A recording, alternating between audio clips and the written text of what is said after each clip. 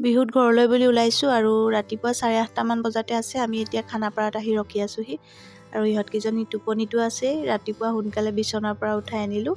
গাড়ী অলপ লেট হৈছে যিহেতু বিহু ছিজন আৰু ইয়াতে এতিয়া আমি ৰৈ আছোঁ। এয়া মানুহবিলাক দেখিছেনে, সকলোবোৰ ইয়াতে ৰখি আছে। আমাৰ গাড়ী আহি পালেহি আৰু আমি ধুনীয়াকৈ বহি ল'লোঁ। বেছি লেটো হোৱা নাই অৱশ্যে, বিহু হ'ল বুলিও। আৰু এতিয়া আমি ধুনীয়াকৈ গৈ আছোঁ। আহি আমি এতিয়া কলিয়াভোমোৰা ব্ৰিজৰ ওচৰ পালোহি। এয়া আমি এতিয়া আহি আছোঁ।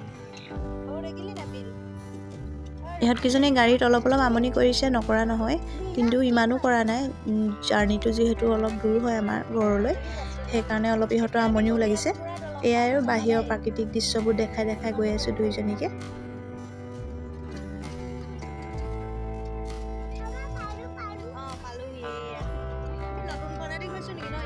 কলিয়াভোমোৰা ব্ৰিজখন নতুনকৈ বনোৱাখনত আমি এইবাৰ প্ৰথম গৈছোঁ।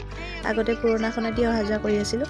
আৰু এয়া দেখিছেনে, তলত মানুহবোৰে পিকনিক খাই আছে। ইয়াতে বহুত মানুহে পিকনিক খায় আৰু ইয়াতে ছাইডত খাই আছে। আৰু পানীবিলাক এতিয়া শুকাইছে যিহেতু এতিয়া খৰালি দিন, পানী বিশেষকৈ তেনেকৈ নাই। আৰু আমাৰ ইহঁতকেইজনী এতিয়া ব্ৰিজৰ ওচৰ পাইছেহি। পানী দেখি পিনি কৃষ্ণ আপোনালোক সকলোলৈকে মোৰ পিলৰ পৰা ভোগালী বিহুৰ আন্তৰিক শুভেচ্ছা জনালোঁ। আৰু আমি অকণো অসুবিধা নোহোৱাকৈ আহি ঘৰ পালোহি। ইয়াত দেখিছেনে, সৰুদে আইতাকে তিলৰ লাড়ু বনাই থৈ দিছিলে, আহি পিনি খাই আছেহি।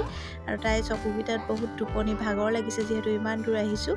আৰু অলপ এইদৰে খেলিছে ইহঁতি। তাৰপিছতে ভাত পানী খুৱাই আৰু ধুনীয়াকৈ শুৱাই দিম। আকৌ লগ পাম মোৰ নেক্সট ভিডিঅ'ত। আজিলৈ আহিছোঁ, বাই বাই।